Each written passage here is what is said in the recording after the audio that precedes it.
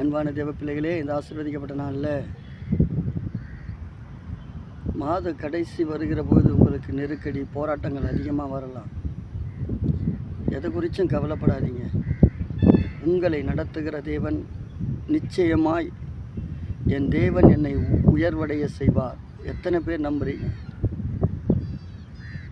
ஆண்டவர் உங்களை உயரத்தில் கொண்டு போய் நிறுத்துவதற்காக மரண இருளின் பள்ளத்தாக்கில் நடக்க பண்ணுறாரா? சோர்ந்து போகாதீங்க.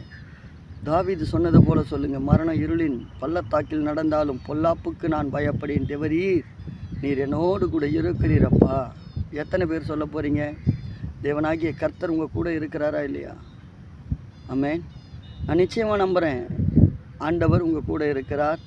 தேவன் உங்களை நிச்சயமாக இப்பொழுது நடந்து கொண்டு இருக்கிற போராட்டம் ஒரு முடிவுக்கு கொண்டு வருவதற்காக தான் எல்லா காரியமும் நடந்து கொண்டு இருக்கிறது.